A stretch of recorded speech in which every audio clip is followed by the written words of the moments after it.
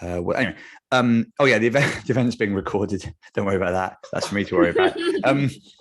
Yeah. Anyway, if there's any noise in the background, it'll be that you're making it. But what we don't have this month, and it's a huge contrast really with last month, is we don't think we have sort of these weird bots. I won't lie to you, Alex, who was the hero of the hour last time, was sort of hoping for some of those guys and still is.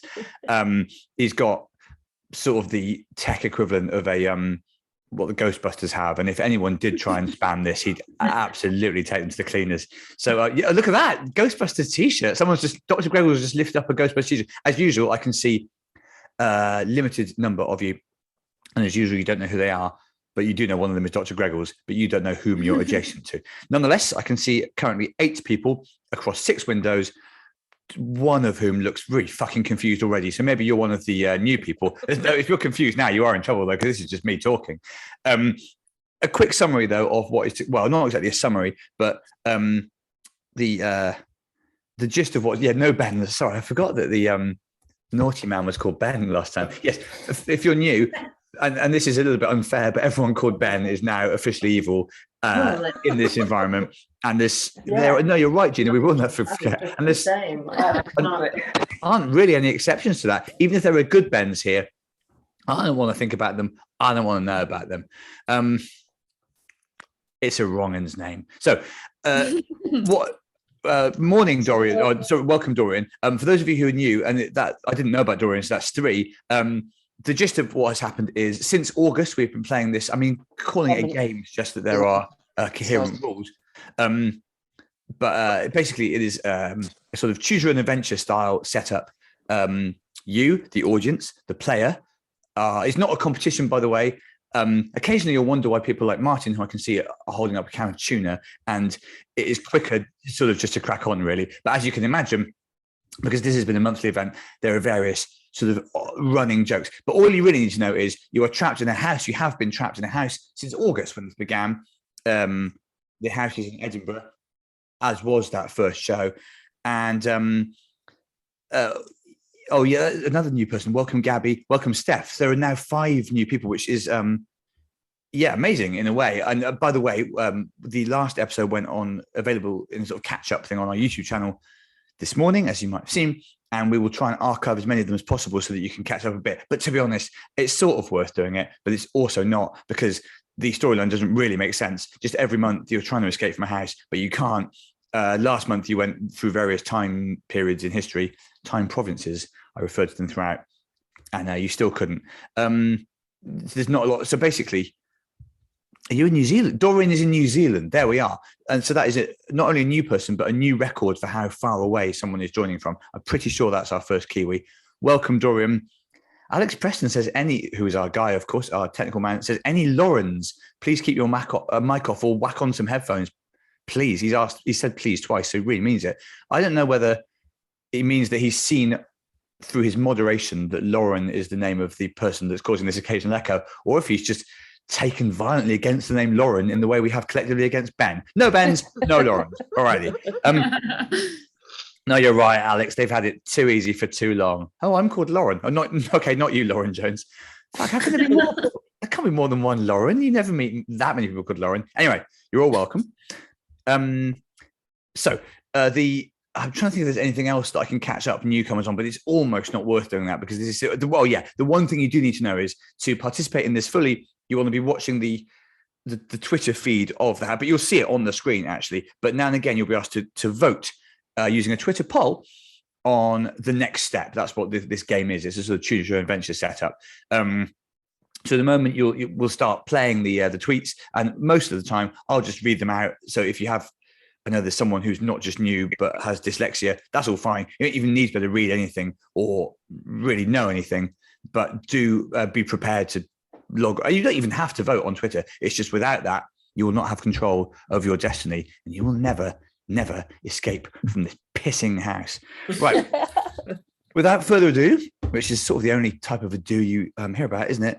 I think there's been the right amount of ado. Let's begin. There we are. Matt, as ever, is on the controls. A quick reminder, I've never met Matt. All this came about in lockdown. I have met Alex. He's fine. There we go. This is the end of the previous one with the immortal words. Continues May. So bittersweet, but thank you so much. That was fun. Wines, literary comedian. No, wines isn't the right phrase. Appreciate. Here we are. I can feel something inside me say, I really don't think you're strong enough. For a minute, you feel hurt. Haven't you suffered enough, faced enough trials in here? Then you realize it's just Cher reciting famous lyrics of hers. Surely, if anyone can get you out of here, it is the ageless, muscular-voiced pop diva. She tugs your elbow. You're on the set of Drag Race UK. Holy fuck. Nothing surprises you in here anymore, but this does. So that wasn't true. There's drag entrepreneur and reformed transphobe RuPaul. There are the judges. You hear the familiar theme tune, but it's being barked by a dog? Oh, you were dreaming. You knew it. Every time you meet a truly exceptional dog. You look back on the day you had. This is our previous episode for those of you who are new. Day or multiple centuries? You went to Roman times and saw people banging and eating mice. You saved a life with a banana. You saw a troglodyte who looked like an invalid David Doherty. Again, for newcomers, quite a lot happened in the last one. I spent an entire day on it. Also, that is invalid David Doherty because he was ill, not an invalid David Doherty. In my book, DOD will always be valid. You look at this. So this, I suppose this is worth knowing for those of you who are new. In the last episode, you were sent around the houses of eternity, and you ended up with things beginning with H, O, S, and E. You look at the strange little collection of objects you amassed in your temporal voyage, and remember, they spelled hose and shoe, and also actually hose the other way. But you probably can't say that anymore. You can't say anything anymore. That's a bit of topical fun. Above all, what it spelled out was H-O blank S-E.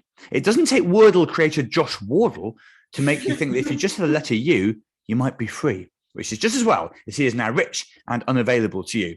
And fun fact, I Googled just to make sure I had his name right.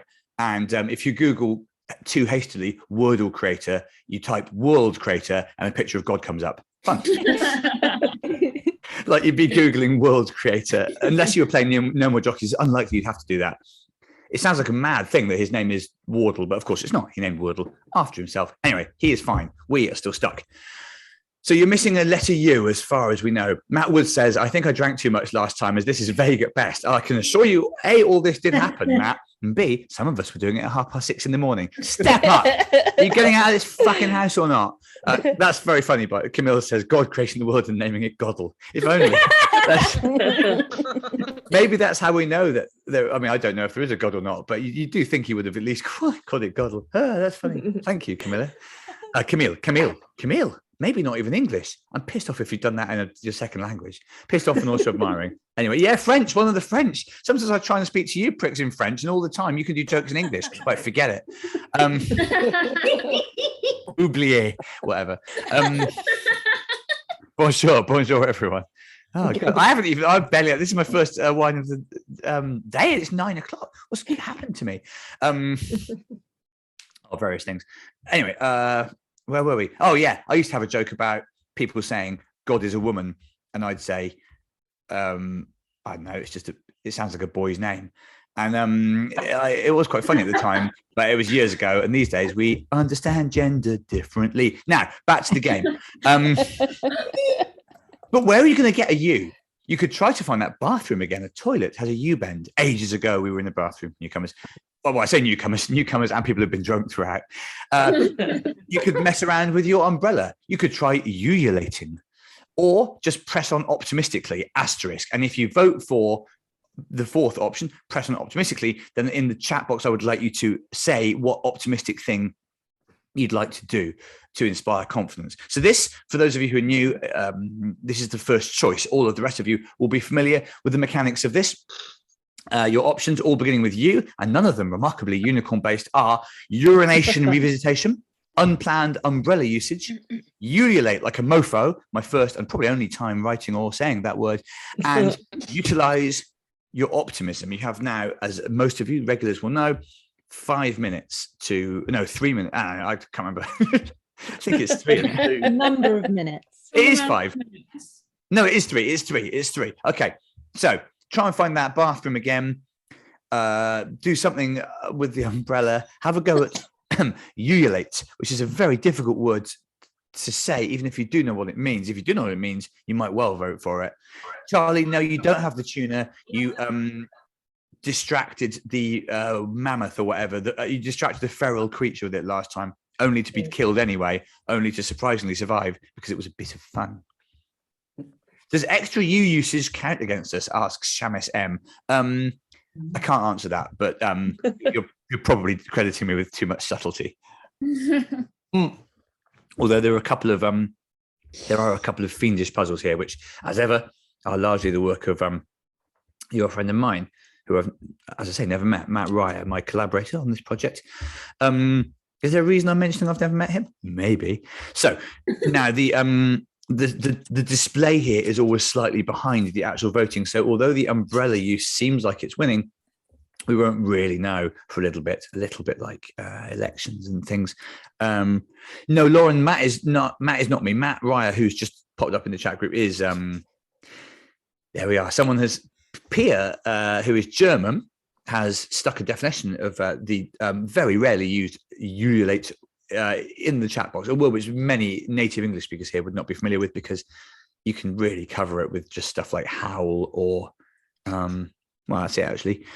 No, there's other words that it's a specific form of howling that is quite common in cultures other than this one. Dorian's done a better example of it actually.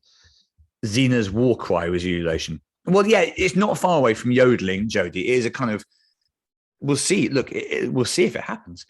You'd have done well to use it in your English exam, Helen, today. Here we go. We're close. It looks like unplanned umbrella usage, it's slightly surprisingly to me, is the answer. But we'll see. I could have ululated, yes, Cam, but it looks like I won't have to, because by narrow margin, that's been beaten by, to be fair, you've had this umbrella for months, and yeah, not much has happened with it, really, as I think I'm going to comment now in the forthcoming next tweet. Yeah, you stole the umbrella off Andrew. Newcomers, a few months ago, you beat up a man called Andrew and stole his possessions. Open the umbrella. Meant to be bad luck doing this indoors, but then it's bad luck to be in prison for months in a house where all the usual rules of time and space have died. You stand there, umbrella out. Nothing happens. Is that good or bad? Well, we'll soon see. Actually, we won't. We'll eventually. Oh, no, hang on. Oh, this is what was going to be. Yes, 2, 4, 6, 8. Let's all fucking ululate. But I don't think that was meant to go there. I think that was meant to go straight to. Anyway, it's fine. Is that a mistake by me? I think it probably is. All right, don't worry. Sometimes this happens because fine. But the umbrella one was not that interesting anyway. We go on. Ululation is used in many parts of the world to express joy or grief. Your second cousin Fatima did it when she won £3 million the same day her pet giraffe ran away. If you, I googled, can you have a giraffe as a pet? I did quite a bit of googling during this. And you'd be surprised some of the stuff that comes up. But the main thing that comes up says the height alone makes it logistically difficult, which I think you could work out probably. But there we are. I think there's many people thinking, I tell you what, I could stick a giraffe in this house. You'd need quite a big tank for it. Oh, if you're keeping it in a tank, yes. We're just, okay, fine. Yes, in a word, it's howling, often in a sort of two-tone way. You always wanted to have a shot at ululating. You love making noise. It's the main reason you spent 16 years studying bagpipes at Stockholm Conservatoire, also called the Stockholm School of Music, but in Swedish. Ululate now, right? You now have the option if you want to, because sometimes as a community, we do need to let off steam of just yelling. So if you want to yell or howl, absolutely go for it. Equally, if like Bethany, you have a sleeping puppy, take it easy. Spirit.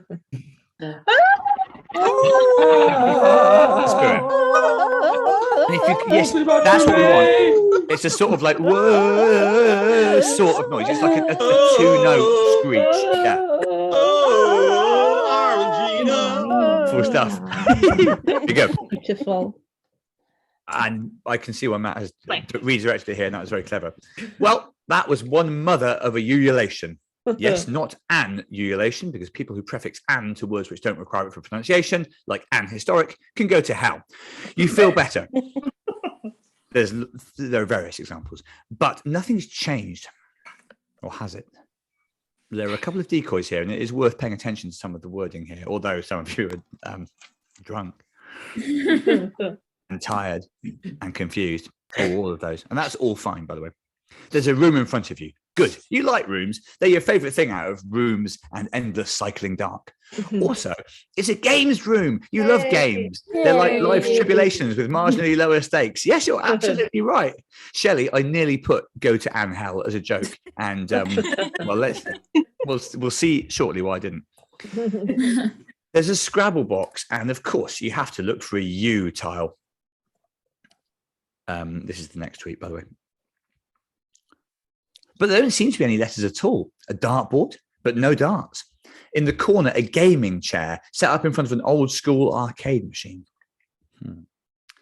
Some of you will enjoy video games, I expect. I don't know why I said that. A little bit of a predator. Creepy. When I'm sober, I think I'm weirder. You can see how his cycles begin. This is a bit more like it. Video games are fun and distracting, and nobody has ever got harmfully addicted to one. You haul yourself into the deep leather seat and are confronted by a choice of what looks like 4 games. To the Moon, Pro Weeping 2020, for those of you who are new, crime has been a regular feature of the game. Dirty Mums, the game, that's an older reference. And Monkey Island 2. Shelley says, voted Dirty Mums before I even read the question. If that seems like it's come out of nowhere, Dirty Mums was a publication that you were offered the chance to read in the September edition. No Leisure Suit Larry, I'm afraid. So you now get to vote on what game you're going to play. A bit of fun, this is. I don't think I can predict how this will go, although, well, I've started to get better at reading the audience a little bit, but nonetheless, you sometimes surprise me. Hare has voted for Monkey Island 2, which is, well, I was going to say the only real computer game here, although who knows, I might be working on Dirty Mums the game as we speak. Monkey Island, the mention of Monkey Island 2 is a homage to a game which both Matt and I played as youngsters, and which was this sort of thing, a text-based adventure where you had to make decisions. I was never a huge gamer, but it was, it was, in the 90s, it was as good as these sort of games got, really. Several people have mentioned RuPaul. Don't know. Interesting. There's a good split here. In fact, Monkey Island 2 is second in the, which, I mean, I won't tell you whether or not, if that wins, this just disappears and you are playing a famous PC game of the 90s. I say PC, I played it on the Commodore Amiga. Last month in London, there was an exhibition of vintage games. It might still be there in the Science Museum, vintage games. So you could watch your own children revisiting the games of your childhood. It was really great and also sort of existentially troubling at the same time. My daughter Rose, whose birthday it is tomorrow, had a crack at Monkey Island, and she did enjoy it, reassuringly. But there were also a couple of games where they openly mocked the graphics, and you thought, yeah, you're right, this was shit. I didn't know that, Matt, but then we haven't met. I don't know why I keep bringing it up. It's fairly evenly spread as, it's even, look at this. This is what you always dream of. You can't always do it because you can't always engineer it. You can't. But here we have a rare, I'd say, a genuine 4-way split. No, Lauren, just to be absolutely clear, Matt and I haven't met before. Matt, look, this is so Dirty Mums, the game, now ahead. A dead heat between Pro Weeping 2020 and Monkey Island 2. And this game, To the Moon, I should say, it has just 19% of the vote. Yes, it's fine. Also, I sort of bang on about feeling old quite often. Thank you, Alison. Rose will be 8 tomorrow. Have I done enough to prepare for her birthday? It was a trick question. Actually, yes.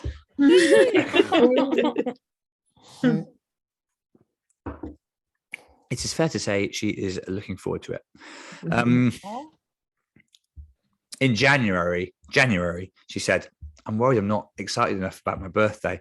But now, 120 days on, she has succumbed.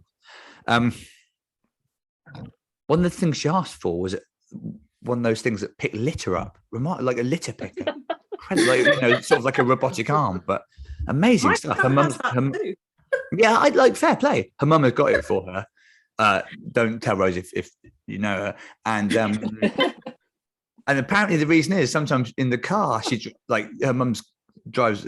I don't drive, but yeah, sometimes she drops snacks in the car and then she's powerless because of her seatbelt. So that's what she wants. Amazing stuff. Innovative, isn't asking. Right. No, you're right, Rebecca. It is probably not the done thing to congratulate someone on their birthday, but she is certainly asleep now. So as far as she's concerned mentally, it's God, another German. 3 Germans on this call. I tell you what. I won't do anything. This is so tight. I'm pleased. Sometimes I lapse into my very poor French or German in these situations because 20 years ago I was fluent in both of the languages, and I like to try and keep the vestiges of that alive by practicing on foreigners. But it's it's the thing a wanker would do. So I'm trying to not do as much. There's absolutely no way which this could still go any one of 4 ways as we approach the last minute. This has been, and I hate to use the phrase, the most exciting poll I've ever seen, not just in the house, in history, including Bush and Gore. But it depends what you want to happen in that one. I always mention Bush and Gore. Well, it's because iconic split vote, wasn't it? Right, now, I still don't know the answer. By the narrowest of margins, it is Dirty Mums the game. There we go. Hey. This game given away free by Dirty Mums monthly magazine, which you saw back in September. By the way, I was revisiting early episodes and I saw on the Twitter someone, I don't even know if they're here anymore, but someone wrote one of the funniest things so far, which is, excuse me, Dirty Mums is a quarterly. Anyway, this game given away free by Dirty Mums, which I don't think you did read, I think you chose another periodical at the time, which you saw back in September, got an average review score of 34% and was criticised for its far-fetched erotic plot and average graphics. But also, it won't start up. Oh, a twist. Oh, you have to vote again now. That's right. Oh. I say, the game has to load, otherwise. So you're now down to Monkey Island 2, Pro Weeping 2020, or To the Moon. And, don't vote, in spite of Alex, who should know better, don't vote for Dirty Mums again. As you'll know, for a regular, every month we have a little joke between us, me and Matt and Alex, about what would happen if you voted for the same thing twice, and is there a way we can build in a way for that to be the right answer? And I now think I know how to do that, but every month I don't do it. So don't do that. And there's one later on where it really is important you don't vote for the same thing twice. Otherwise, I think we're here forever. Okay. Yes, the Taramus. So, this is a sort of thing that's difficult to explain to newcomers. But there was one where Taramus Lata was knocked, and people just wouldn't fucking leave it alone. And I was just here, a father of 2, in my living room, watching people again and again yell the word Taramus Lata on an evening. Did I mind it? No, not at all. So now, a little bit of hang on, this poll I think is already closing. Oh no, it isn't. I was premature there. The choice is now between Pro Weep, very, very tight again between all 3 of them. This is exciting. I don't remember what Nelson Mandela's penis meant. Oh yeah, I do. Sometimes we experiment with unlicensed swear words or swear phrases. God, this is, as I'm looking at it, Pro Weeping has a 1% advantage over To the Moon, with Monkey Island 2, the classic point and click adventure of the 90s, only just behind. Matt has alerted me to the fact that there is a new Monkey Island game coming, by the way, for those of you who were fans of it in the 90s. No, it's fine, Shelley. I do eventually remember most of what I've referred to. If someone puts Nelson Mandela's penis in the chat box, I assume it's something I've said rather than they're having a breakdown. Why not both? Yeah, both. You're right. It could be both. Some of the things I've seen people say in this chat box and in the Twitter, I should say, and on my own Twitter and on the Mankind Twitter and so on. I do. I have my thoughts. Of course, I have my thoughts. Right, 2 minutes to go.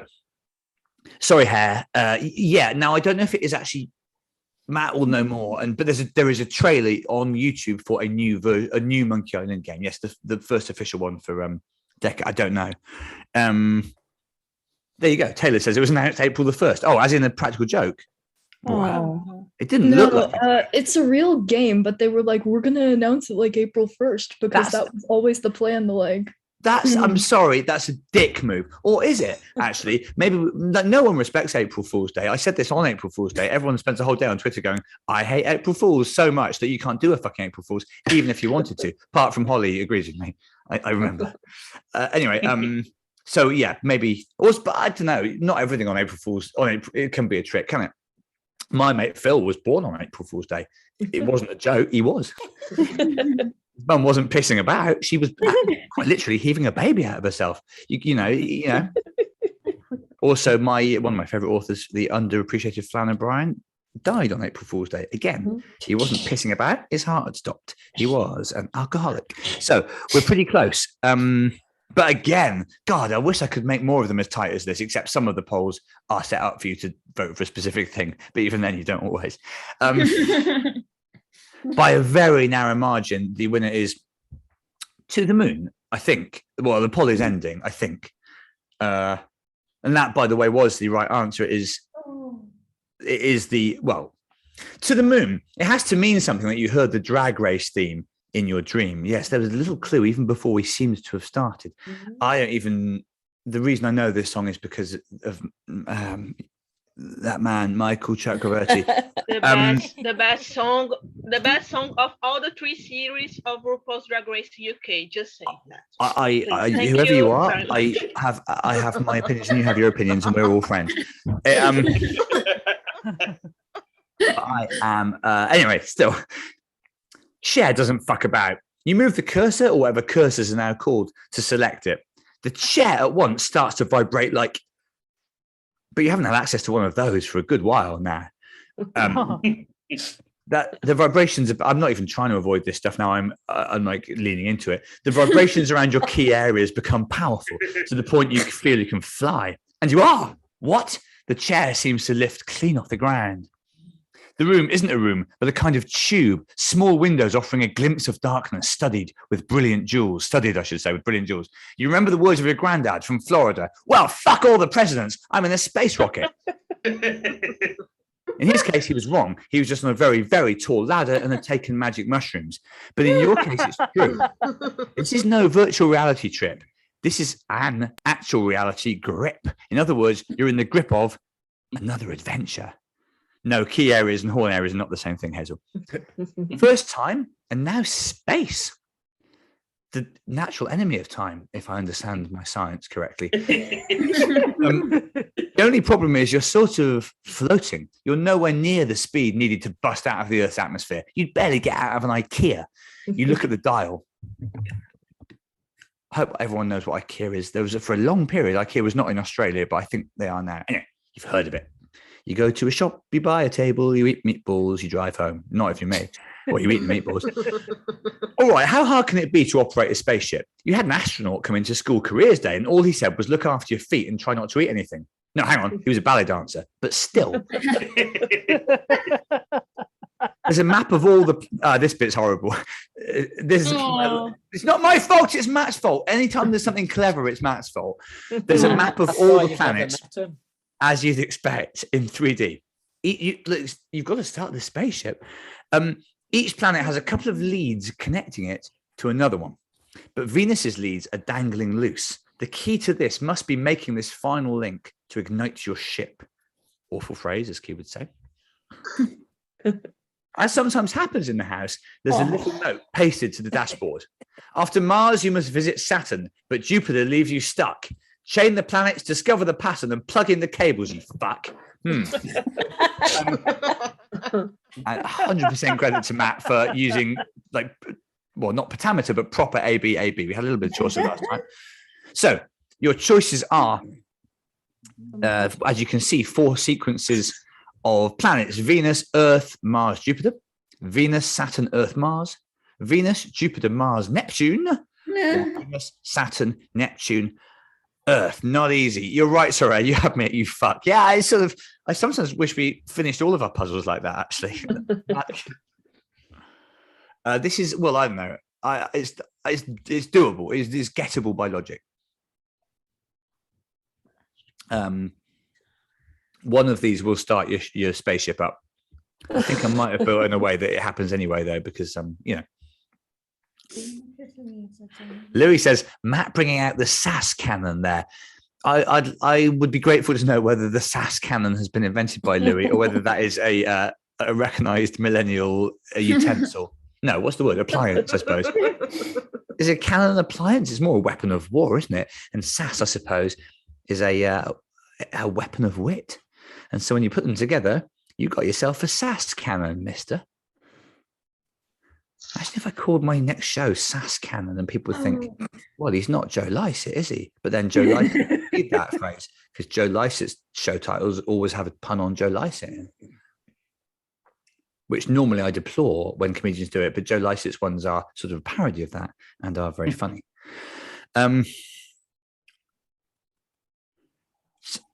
Somebody, right, Louis says, tis a thing we have at work to politely tell people to get fucked. All right, well, I'm going to work the phrase SAS Cannon into at least something tomorrow. I might try it on Twitter and see if someone says SAS Cannon.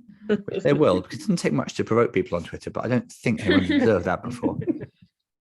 After Mars, you must visit Saturn, but Jupiter leaves you stuck. Chain the planets, discover the pattern, and plug in the cables, you fuck. And by the way, there was, don't know if I should tell you this, but there was another bit to the rhyme, but I had to cut it because of the character limit, but that would have helped you.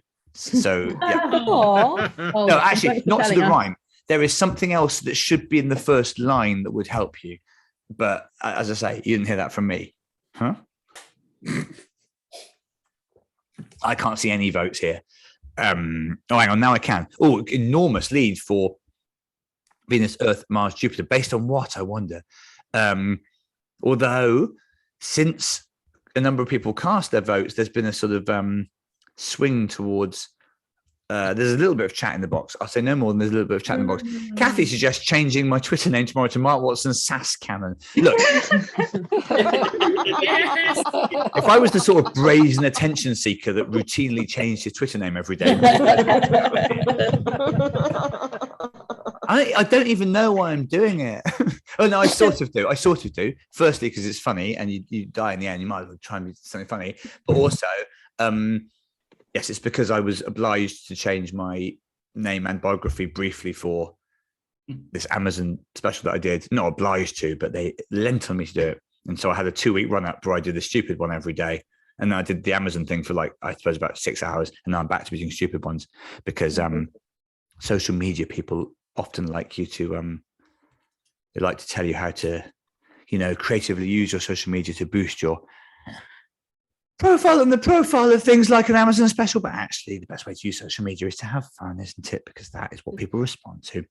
Nobody at Netflix asked me to do this. Hang on, it's not even Netflix, is it? Amazon. I don't know. Anyway, got a stand-up special out. Sorry. It's just a couple of other people have stand-up specials out on Netflix this week, and one or two of them have excited a certain amount of discussion. Right. Kathy says the new names give me that boost I need every morning. Fucking hell, Kathy, I don't even do it every morning. I'll try harder. I didn't know I was getting you out of bed. Are you in the UK? I hope so. Well, no, if you were in the States, it'd be very easy. Matt says, who eats a boost every morning? But a lot of his stuff is really good. No,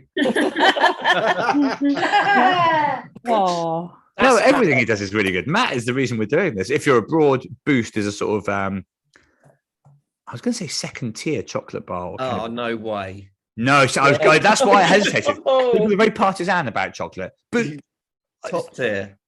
I don't know. Yeah, all right, fine. I've thank you.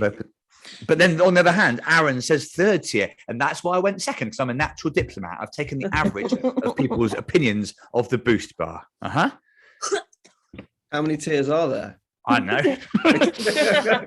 I don't know how this tiers thing works. All I know is that every day someone's put a thing on my timeline going, here are the tiers of cakes. And you think, Christ almighty, you're not as busy as me. Right.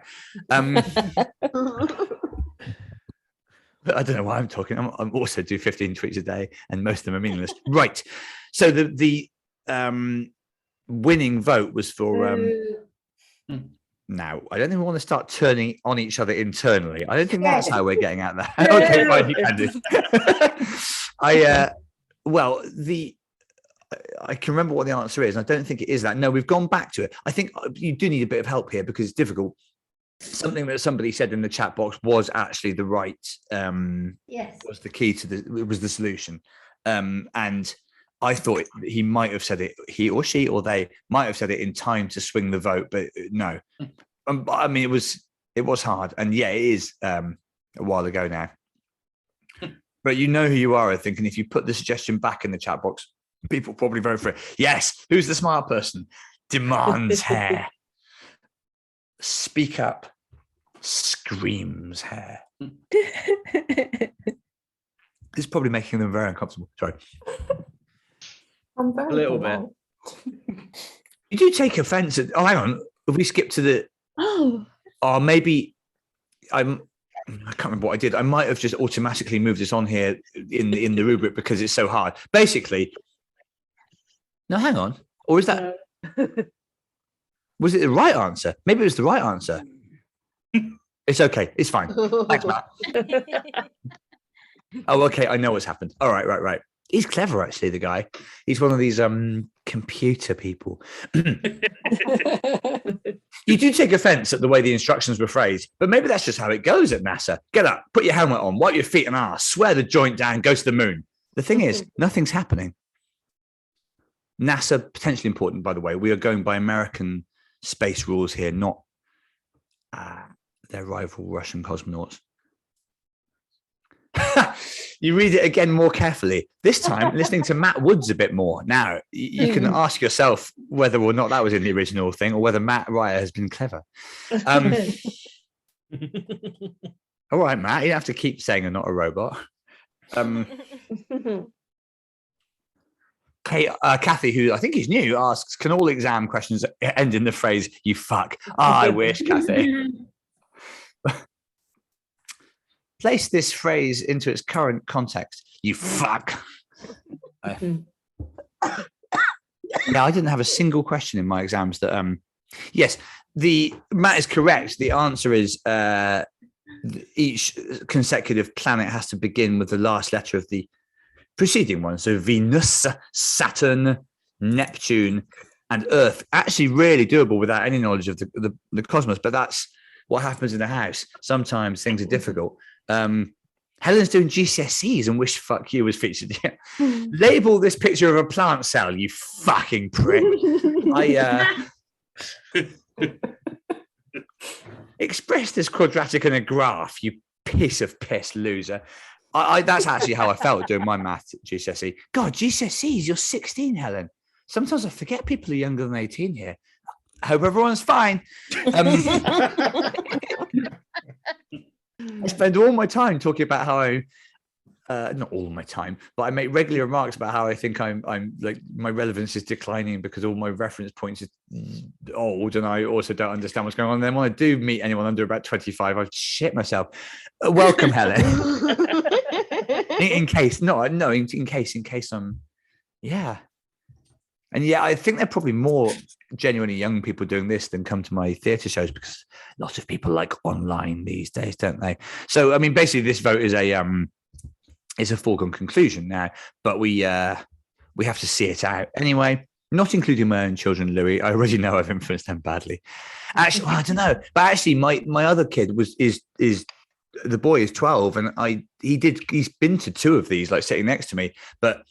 I haven't let him for a while. He's not here now also, but I'd say the tone of the house has changed over the past 3 months in a way which has made it more difficult for me to justify having Kit beside me. Whose fault is that? Is it mine? Is it yours? Or are we locked into a sort of, symbiotic?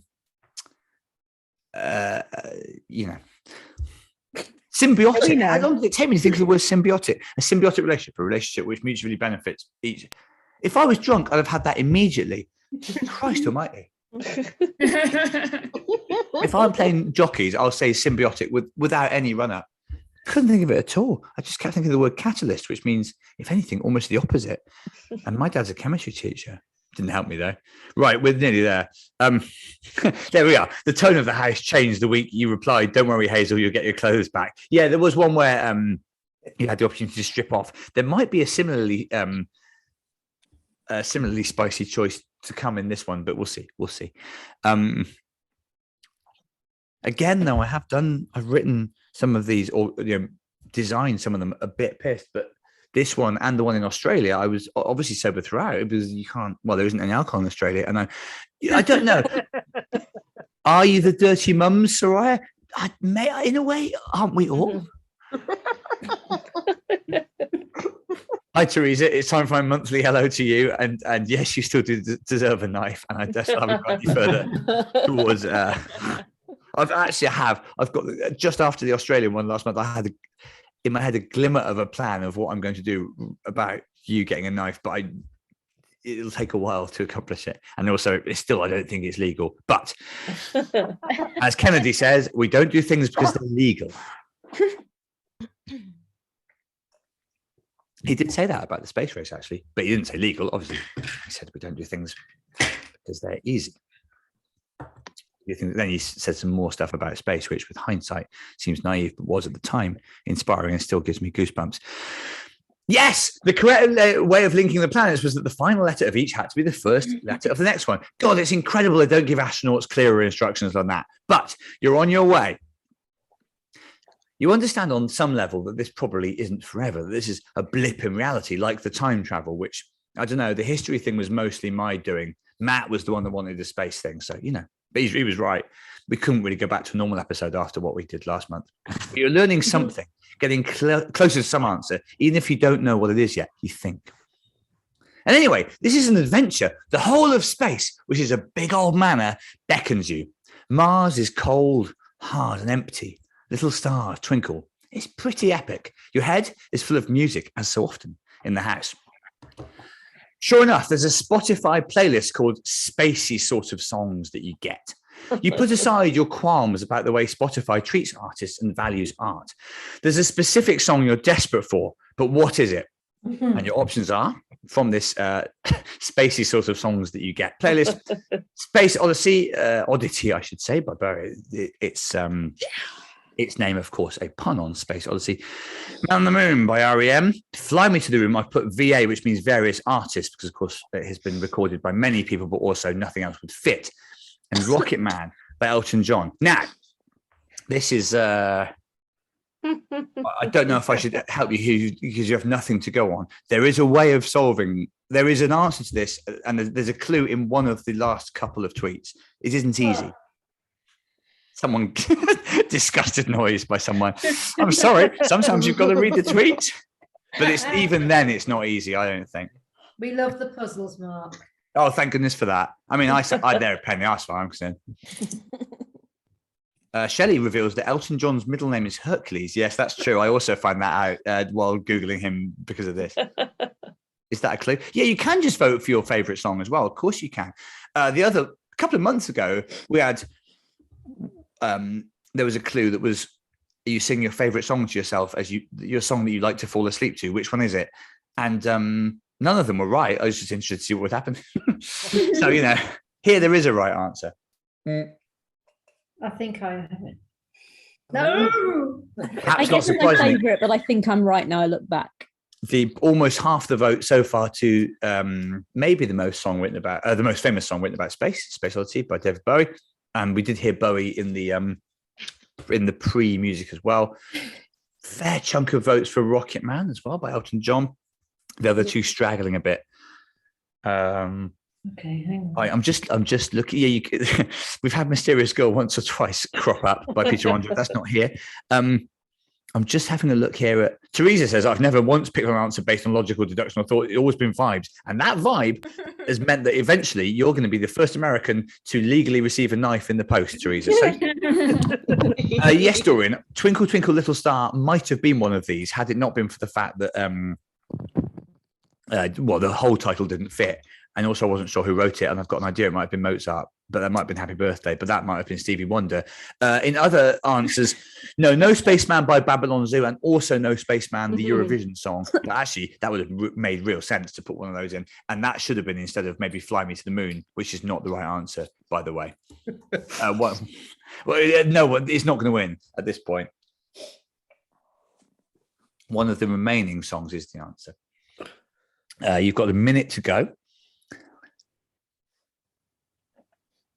It wouldn't amaze me if Spotify did have a playlist called Spacey sort of songs that you get, by the way. But if not, someone, yes. If someone's, someone's making the playlist, of course you are. I don't know why I'm always surprised by the ingenuity of people. I mean, it's not difficult to create a Spotify playlist. I really love it that people always, the number of terrible things that have been created under the auspices of my shows. And by terrible, I mean ideal. Not a very long playlist. Not yet. There are loads more that you could add to it. When you start thinking about how many songs mention space or the moon, there's loads. Bethan asked, quite understandably, could we even watch Eurovision in the house? No, but you just got a sense that the UK had done unexpectedly well. Sometimes in the house you get vibes, Bethan. You know that by now. Phone signal cannot only penetrate the walls of the house at selected moments, but vibes cannot be held back by bricks and mortar, as far as we know. That's what makes them so powerful. I'm just going to have a go shuffling between some of the people I can see now, because I've been looking at the same six for a while. Ah, there you are. Yeah. Who's that? A bit of fun. Oh, there's old Camille Q, the old French joker. Blimey, you're all here, aren't you? You're not just names, you've got faces. There's Matt Woods, old clever clogs with his letters of the alphabet. Joe with the forest behind them. Isla in some sort of a outfit. That's a name I don't believe. Someone's knitting as usual. I know my audience. Someone's always knitting, but it's not always the same person. You've gone by easily for Space Oddity by David Bowie. Those famous opening chords, those famous croaky vocals. Ground control to Major Tom. You're in a house. It's dragging on. It's a classic, but somehow. By the way, my favorite thing I've ever done was rewrite the words to My Way last episode. So they were about the house. No, it's almost too close to home. You reach for the screen again. Right, so that's not the right answer. The right answer has been suggested by one person. This time I don't think it was Matt Woods. But this is the thing with this. It's very hard to well, we don't want the puzzles to be too difficult, but even if they were, typically one person always gets it. And then it's just a question of that person becoming vocal enough in the chat box, which I think is an interesting phenomenon in its own right, because to generalize, a lot of the sort of people that do this, that play this, are relatively similar to me, I think, temperamentally, and your worst fear is being too chatty in a chat box. And yet sometimes you might have important information or insight which will help other people. So if you learn one thing from the house, which you shouldn't, it's you trust your own opinions unless you're a dick, but you aren't. Unless you are. I don't know. I'm starting to get to know you.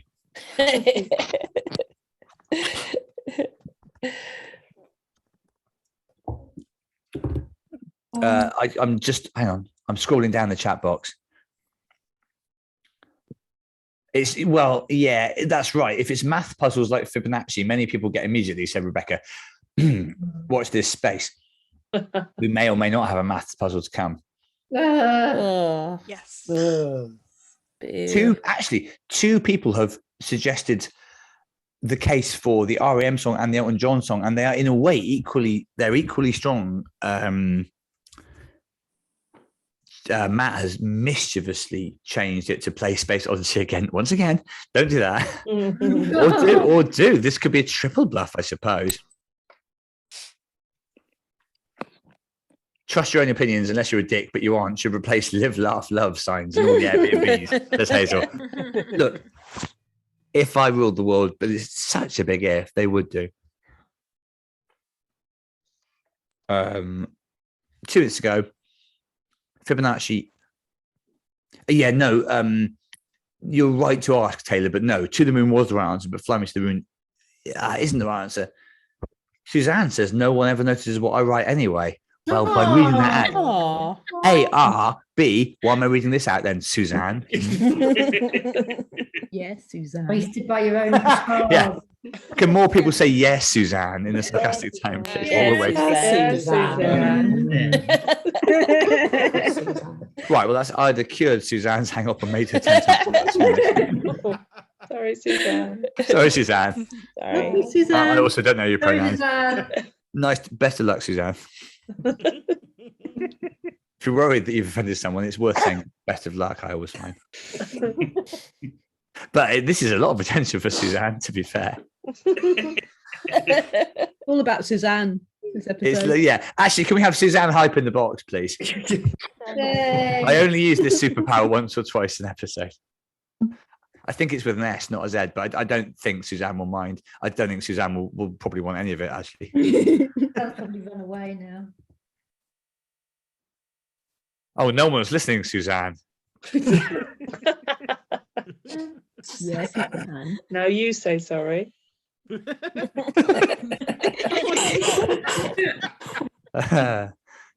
so funny. We're nearly finished with this.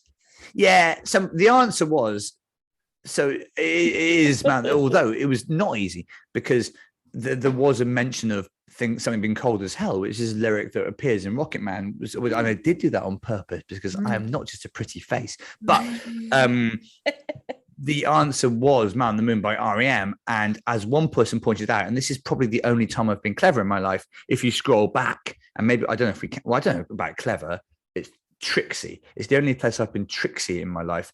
In the previous tweet, which can we see the not even the previous tweet, the one which yes, there we are. Mars is cold, hard and empty, little stars twinkle. It's pretty epic. The first letter of each word spells out Michael Stipe, the genius who was the front man and principal songwriter of REM. And someone put that in the box, horrible. and even I thought, you're weird, and I did it because I don't normally think of the puzzles. Anyway, it's surprisingly easy to.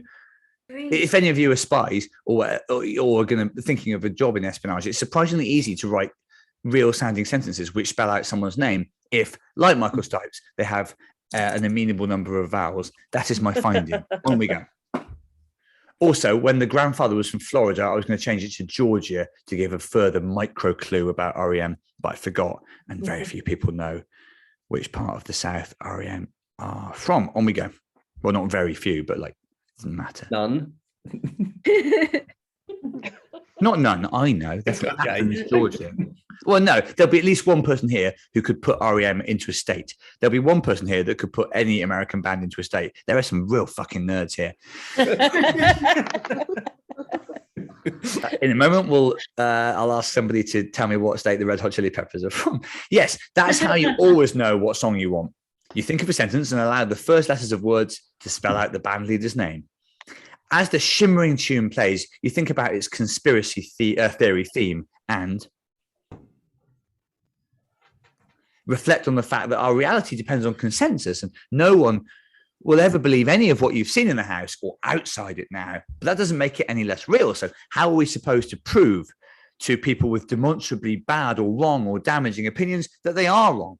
We live in such a subjective age, and that's both very good and very bad. Then you think about REM, the brilliance of that back catalogue, including the later stuff. Many, many people stop at document, and I respect REM purists, but they're not right. And then shit, suddenly the ship is lurching all over the place. It's a space wind. You've heard about these. They blow the planets into the wrong order.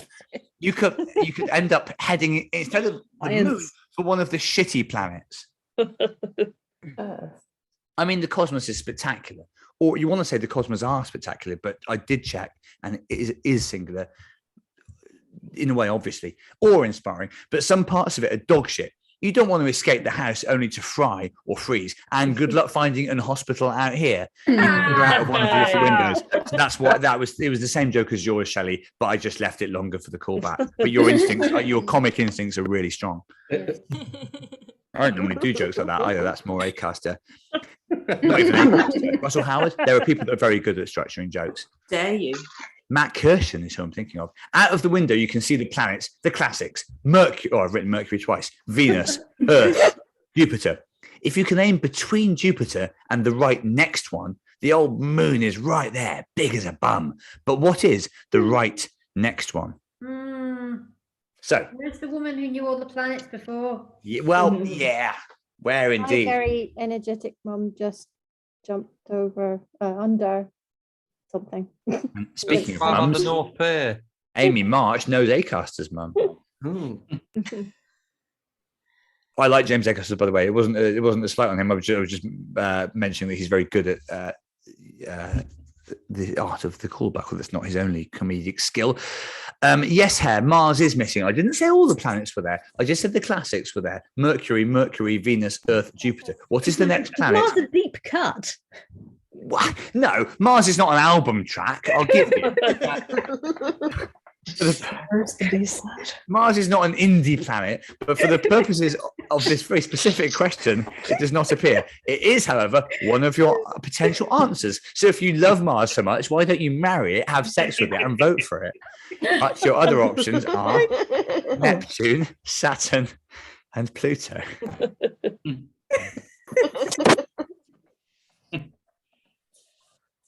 Two people have written in German.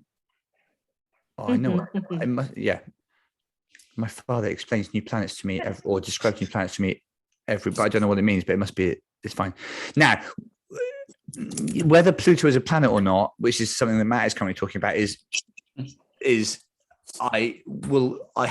we've all got our opinions. We'll come on to it. It depends. We might come on to it. Neptune, Saturn, Pluto, Mars. Between Jupiter and which planet are you going to navigate your spacecraft? This is, it's a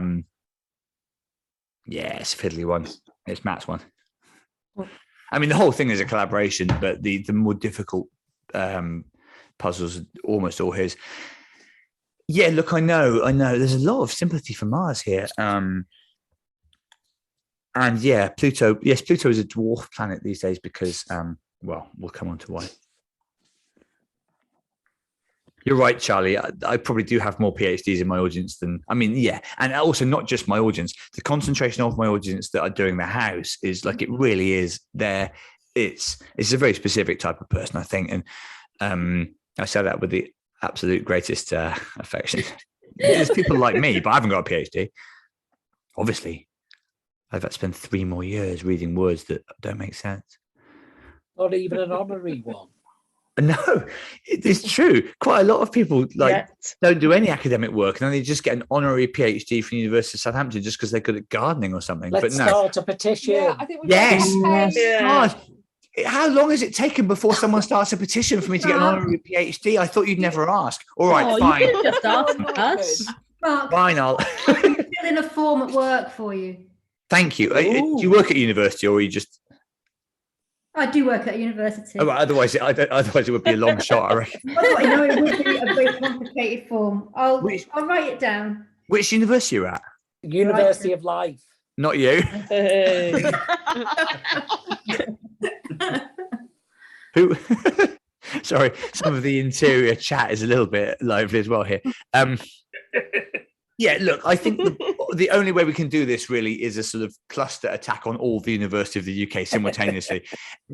They won't know what's hit them. If there's a massive public groundswell of opinion, mind you, if I'm only ever going to be able to harness this energy once, is an honorary degree what I want, or should I use it to make sort of do some more lasting good in the community? No, I've done loads of those. I'll have a degree. Yeah. Dr. Watson, I presume.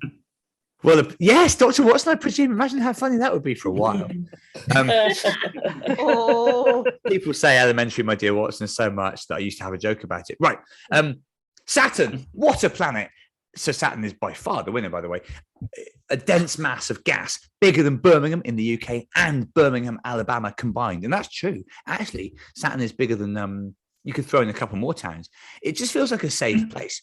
You angle yourself towards it, but bang, you've taken a hit. You've clipped it. Shit, you've hit Saturn on your way. That was always the danger. Your ship's taken a hit. This isn't how you imagined your maiden voyage to the moon. If you're honest, you imagine you'd have someone with you and your hair would be different and you'd have an oxygen mask. But on you go. Brave. No, we're not going back to AO3 content, Lisa, because that was a lot of people a troubling evening.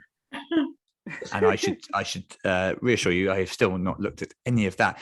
That's right, Hazel. You can clip Saturn because it's got a bit to it. It's not one of these pricks that are just gas. Although actually, I don't know, all of them have got some substance. It's just Anyway, yeah, you've clipped Saturn on your way between Saturn and Jupiter to the moon, which is still the goal. I hope it's all right. The ring of Saturn is made of stuff, says Hare accurately. There she is, white like a golf ball, yet dark like a golf ball someone's put in a dark room, cratered like an aging face, mysterious like girls. Yay! Girls, away like some girls, big like a hamper, the moon. And that is writing. The actual shitting moon. Unbelievable. It is, isn't it? Down you go, becoming the 13th human to walk on popular lunar landmark, the moon. You think of all those who have gone before, Neil Armstrong and Buzz, and then the less talked about ones like Hillary Clinton and Meatloaf. Rest in peace. Only, yes, I'm afraid so, yes, but enough time has passed that I think it's fine to mention it. All Americans, of course, because of the strength of their space program and the money they spent on it in the 60s and 70s. No sooner have your feet touched the surface than you float back up, almost weightless. Of course, this is what the moon is famous for. Its gravity is pathetic. It couldn't keep hold of a frisbee. Let's have some moon fun. Yeah, actually, you're right to say woo. Yes, Hazel, the ring of Saturn can be clipped, but not the glass planet itself. The rings are made of all sorts of Stuff. Yeah. stuff, hard as shit stuff. That sounds filthy, says Becky. Becky, wash your mouth out and then put the original dirty stuff back in it, because you might be right. You're a lawyer, Becky. Think about your future, your reputation. Whatever you are here for. Sorry, no, come on, a bit more grandeur. Whatever you are here for, whatever your ulterior mission, you shouldn't overlook the chance for some downtime. In the past up here, astronauts have played golf, collected fun rocks, slopped chocolate body paint on each other. You'll have seen the photos. Are you sure you haven't read AO3? With every day that passes, I'm clinging on a little bit more tightly to that record. So what will your bit of pure fun be? And it might only be one bit of pure fun, because you never know what's going to happen in space, like the house. Or you might get two, depending on choices, but you can't be banking on that. Right, here are some things you could do for fun on the moon. Throw knife mad far. Yell very rude stuff. Leap like kangaroo. Or, remarkably, unspecified sex act. Me. I didn't create this situation. I'm just dealing with it.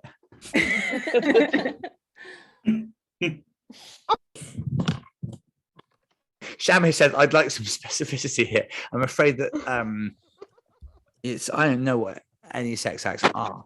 You're right. Gravity is not. That's the thing. You have to weigh up here your instinct. We've all got something we'd like to do on the moon.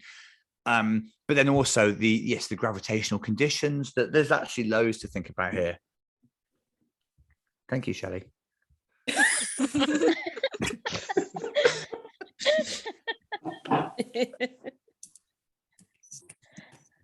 Lydia says, and this is an argument, we can do anything but kangaroo on Earth. That is true. All of these things are things you have the option of doing.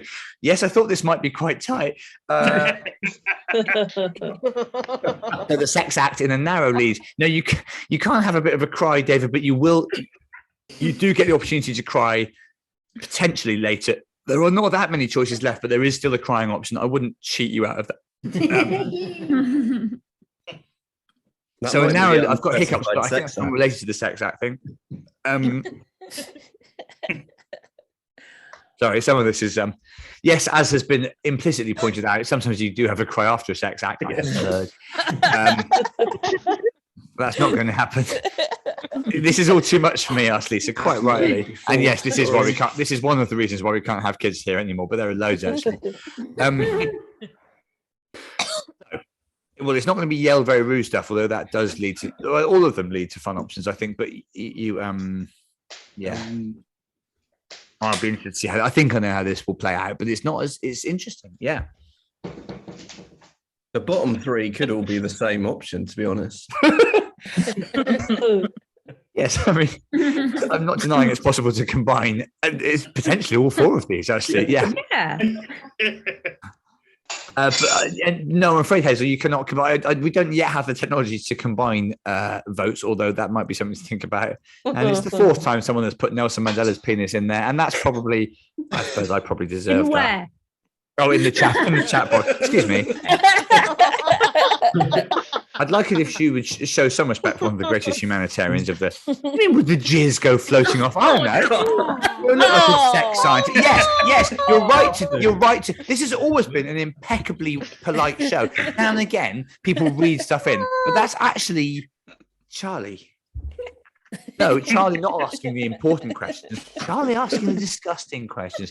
So we're just hearing kangaroos have a forked penis. Right. Well. All right. Never mind what you think, Camille. You've done your joke for the evening, and it was very good. And also, I do mind what you think. Yeah, is it 2 months ago things went downstairs, or was this always going to happen? I don't know. Oh man, a narrow lead for unspecified sex act over leap like kangaroo. If anyone has any other information about the shapes of beasts' penises, of course, feel free to put it in there, or feel free to keep it to yourself. In Iceland, there's a museum of these you can go to, and next to the pizzas, it's overpriced.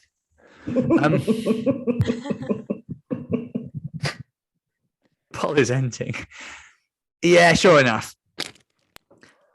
You've gone for sex act, but not by as much as some would have thought. As you refashion your spacesuit, which is the first time we've mentioned having one, actually, you feel something between relief and slight, and I must emphasize slight, surprise at what you did. Maybe there's even time to slip in another bit of recreation. So what will your other bit of pure fun be? Again, if you say specify sex act, it won't be that because we've not built that in. So you now have the choice of throwing your beloved knife right up into the air for the zero gravity fun, yelling a series of obscenities, or leaping like a kangaroo. And I'm not surprised that some people have re-voted in sex act. That's really naughty, actually, Matt. For all I know, he's also rewritten the next one so it is a specified sex act, but I've not authorized that. Yes, remember when it was all just killing a man and tuna? DJ Dilla asks, how rude are the obscenities? Well, no one's voting for yell very rude stuff, but some of them are pretty rude, I can tell you. They're in the ballpark of Nelson Mandela's penis. And don't worry, if you don't vote for that, I'm going to make you swear loads in the next episode anyway. That's the thing. Occasionally you sidestep an option, but it does come back. In a way, there is no escaping. Yeah, this isn't even Dirty Mums the game. You're right, Tim. But you feel that. God, do I now do a callback to that in the live one? I think on balance, no. Well, no, of course I can refer to it, but I mean, I thought of a way I could, but then I stopped thinking about it. No, you're right. I don't think anyone has used the phrase in the ballpark of Nelson Mandela's penis before. I keep reminding you that there aren't that many people like Mark Watts. And that is the God's honest truth, as I incoherently said on that occasion. Dr. Mark Watson. Winnie, probably. Dr. Greggles, I would rather not think of the sex life of Winnie and Nelson Mandela, although there is a film about... well, it's not about that. Yeah, it's not exactly, it's just good luck, I suppose. Same as everything, really. All the best to you. Well, we're nearly. It looks like jumping around like a kangaroo is the winner here, which I don't blame you. You see that? You see any marsupial, you think I wouldn't mind jumping around like that, but I'm too busy with, my tax return and whatnot. And but also it's the gravity, isn't it? Gravity is the sort of biggest enemy of the leaper that we have on this planet, and that's why being on the moon. Yes, I don't think it is a case of long wank to freedom, Tim, but thank you all the same. I suppose it's my fault, really. I don't even know why. I think I just thought Nelson Mandela's penis was like, in a way, the worst thing you could say, because it's, I know, there's just loads of things wrong with it. Yes, also, you're right, Hare. The added bonus of briefly inhabiting the world of a kangaroo is that you'd have pockets, which... many women and wearers of dresses and clothes meant for women complain that they're not They don't often have pockets. If you're a kangaroo, you've got nature's pocket, your pouch. That's the good news. The bad news is you're carrying your Joey around in it. And well, as I say, my daughter's 8 tomorrow. If she was still in my pockets, this would be very different. Let alone the boy. 20 years worth of kid in there. No, you can't have them in your pockets. But again, people are not kangaroos, are they? And yet, for a moment, they could be. Because by the look of it, you leap like kangaroos going to win still between a 6th and a 5th of people sort of still hoping for a specified sex act. That's not right, is it? But the 6th is less than 15%. I don't know. Between an 8th and... Anyway, it's not going to be that. Yeah, 6 15 is a 90. Come on, mate. And 8 times 15 is 105. So that should have been much easier. I've done an unbelievable bit of mental arithmetic in a future episode of No More Jockeys, but it's not in the edit. But when that episode goes out, I will take to Twitter all day to describe it. It's unfucking believable how good it is. When will it be out, Mark? No, I don't know. It's Horn's fault. Right. Its popularity is our enemy. Yes, this is your best ever chance. Sorry, the best ever chance you'll have to feel athletic. You always wanted to be in the long jump or high jump or triple jump at school, but you missed out because you couldn't jump very far or high or 3 times. But now you soar up into the air. You leap well over the distance from London to Brighton. You wave to the guys in the International Space Station, which, as you know, is just above the moon. Then gradually a fall, physically and mentally. There was nobody there to see it. You stand looking back towards the earth, all its lives present now, the ones lost to time, the ones still to come. Kevin Costner, Mary Queen of Scots, loads more. All the dreams. That's just 2 examples of people. All the dreams and sadnesses and loves found and lost, etc. And you can Google Carl Sagan for the definitive version of this thought. There's definitely a lesson of some kind here. You were never meant to be alone. Humans weren't. And yet you've lived in a way before the house, which maybe you could be more open to others, kinder to them and to yourself. This is taking a turn. Don't like me, you hear yourself say out loud, just something in my eye. And also you feel like you might be about to cry. But the main thing is there is this horrible bit of dust in your eye. You rub it like a nuisance. You can read that 2 ways. When your eyes are fully readjusted, you see a signpost. There are more destinations out there, but all you really want to do is go home, even if home is the house at the moment. It won't always be. You believe that now, maybe. How are you meant to work out which way is home, though? The signpost is written in a sort of code. It would be. Of course it is. Up here, people are aliens. And also, puzzles have happened to you a lot these past months. E1, M2, U15. Those are the characters at the top of the signpost. And then 3 buttons, as so often in operations. It's not football. You're used to this. You've got this. You stare at your apparent options, which are N4, J79, V1, or traditionally, this is too much for me. Oh, it's It's the flipping order of the planets again. I don't think we need phrases. It's the flipping order of the planets again. I think we need to hear language like flipping, whoever that was. Yeah, you fuck. Nelson Mandela's penis. You see how it trips off the tongue as a mild curse? I will refill my wine, but to be fair to me, look how tiny this is, and that's all. God. I will be on my way.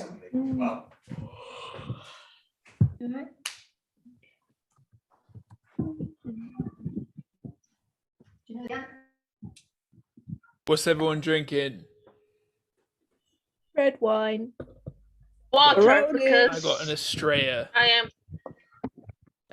Second coffee. it's earlier here. It's like You go in the bar. 5 p.m. 6 somewhere. p.m. here. Exactly. Nelson Mandela's penis. I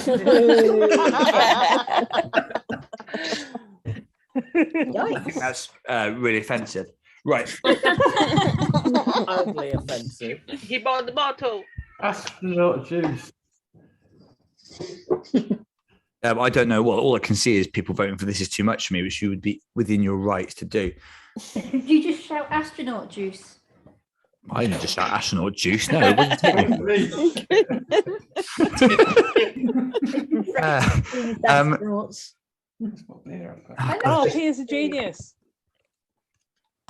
Oh, Yeah, Pier is a genius.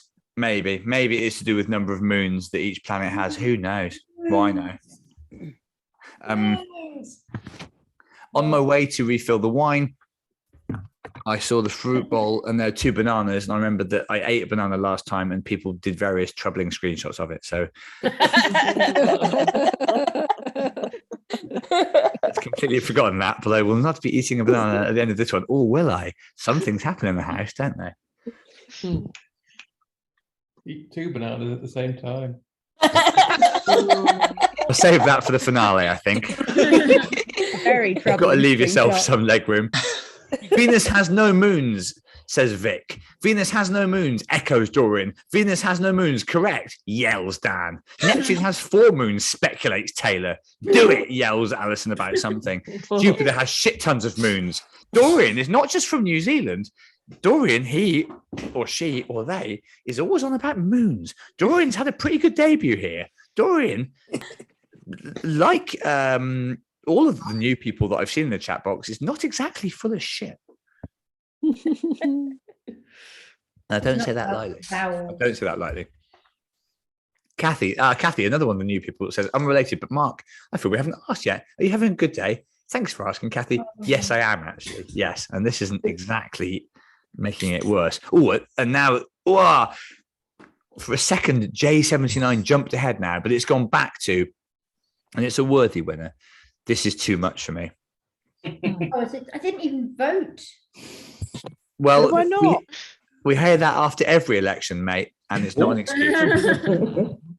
Oh, hang on, maybe not. Maybe the winner is J79. Anyway, they both go to the same thing. The answer was, it is number of moons, but Jupiter, and the only one that's correct there is Jupiter has 79 moons. But even then, like, none of them are that accurate. Because so Matt designed this puzzle with different numbers of moons. But then if you Google how many moons each planet has, it's a load of old bollocks. Like, Venus has got none, but Jupiter has like either 60. Everyone in the chat box has said Jupiter's got 60 moons or 73 moons. And in a way, they're all right, because scientists who are meant to be so clever, none of them can agree on how many moons Jupiter's got. It has some confirmed moons and then some provisional moons. What the fuck is that? They should reallocate their PhDs to other people. Well, yeah, now that I'm on the verge of having a PhD, like, I don't have too many scientific insights, but either you're a moon or you're not. You can't be a provisional moon. Jesus Christ. I never seen anything like it. So Confirmed moon is moons. not a quality, is a state. I'm feeling very moony at the moment. Is that? I don't Occasionally you understand get that person. Dorian, who, let's not forget, hasn't even been here before, starts to mouth off about the moons. Jupiter's 4 largest moons are Ganymede, Callisto, Euro, and Europa. All named for, well, no, not a show off exactly, but yes, you're right. They're all named for, this is very impressive, Dorian. And I don't even mean that sarcastically. I didn't know that Jupiter's 4 largest moons were all named for nymphs in Greek mythology, but I suppose I do know 4 things about other stuff. But exactly, Helen, why can't they just count the bastard moon? The thought of scientists there going, do you think that's a confirmed moon? No, I wouldn't confirm that. I'd leave that as a provisional moon. Anyway, remarkable. Yes, you're right. Space is far away, but we don't get anywhere with that attitude, do we? Leeds is quite far away, but I'm going there next week. Yeah, so what was going to happen there was, I'm telling you this because you don't get a cry now, and that is traditional. But I thought you definitely would vote for This Is Too Much for Me, and if that had happened, it was going to go into a really long, sympathetic diatribe about how, like, you've been through so much, you deserve, and then you would have had a massive cry, and then it would have still come back to you being on the spaceship. So either of those 2 options was right. But just be aware, even though you didn't get a vocalized cry here, you've absolutely sobbed your eyes out. All right. You're back on the ship. Yes, Jupiter might have 79 confirmed moons, but Earth only has 1, and you only have 1 life to use. It's been a long way to come to start learning that, and you're hungry as hell, but you're happy. The hunger, though. you have only eaten 4 or 5 times in what's been, by your estimate, around 9 months. For perspective, you've only been to the toilet once, though, I suppose. You never noticed it before, but someone has left a printed menu. The thing is, what foods are allowed in space? So this is your final choice. And as you return to the house to order a pina colada or chips with salt and vinegar or a bacon roll and Coke or a can of tuna. Oh. I know. Yeah, I know. It's a horrible choice to have to make, but they all are in a way.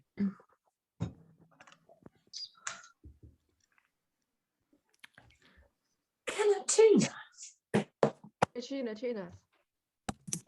Those of you who knew might not Tuna know the height. symbolic importance of tuna to this. Do we need to go to the toilet, Isla? In all likelihood, yes, but it's been very hard to factor in because not all of this is realistic. Really? Yeah, really. Nonetheless, yeah. So I mean, yes, the reason tuna is likely to win this, for those of you who are new, is that tuna. Well, we had a can of tuna in the very first episode. It was one of the very first things to happen. You ended up losing it. Then you got another can of tuna. Then you gave that away. Well, actually, you gambled it in the last episode to try and save your life. So it's been an ongoing. How much tuna you have has been, for whatever reason, an ongoing motif of the house. And not surprisingly, there's a huge critical mass behind the idea of, I suppose, for the third time, grabbing a can of tuna just when people were worried as well that you might get to the final episode without any tuna, which I would have never let that happen to you. Even if you hadn't chosen tuna here, even if you hadn't chosen tuna here, mind you, there's still time for you to lose this tuna all over again, but before August, before the finale. Don't get cocky about your tuna. I'm just scrolling down to see if the person who had a can of tuna is still there, because this is sort of your moment. So, but there's too many... right, fine, yeah, okay, good, yeah, absolutely ideal, really. And a knife, of course, a knife, and you still do have the knife, and you were wise not to throw it. Although, again, there was a built-in thing where you either, like, you probably got it back. I don't know. A lot of there's me. There you go. Forgot about the tie age ago, actually. Well, can of tuna is going to win, I think, quite rightly, and so I'll talk you through the other options. Pina colada, alcohol is not, of course, permitted by NASA. Russian cosmonauts are allowed to drink alcohol, but then the Russians are supposedly allowed to do a lot of things these days, and even then they only drink vodka, because vodka is, of course, I don't know, whatever it is, it's very concentrated. It's a spirit, isn't it? A sort of sickly cocktail would be very bad for you in space. Chips with salt and vinegar. Salt, because it's granular, causes havoc in space. It flies all over the place and it gets in all your bits. And so NASA has never used salt, or it's devised its own dehydrated version of salt, or whatever it is. I learned all this today. Bacon roll and Coke. You can't have bread in space, interestingly, because the composition of bread means that it comes apart or something. And you cannot have Coke in space, although in the 80s, actually, I won't talk about that. But anyway. What kind of Coke? Sorry? What kind of Coke?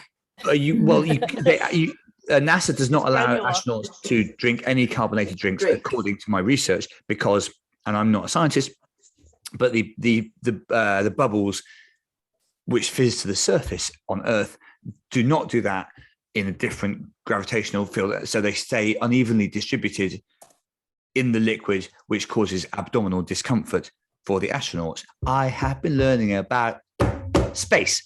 Whereas a can of tuna is absolutely fine, although I suppose you'd have to open it in a way that was safe, but you have, I guess.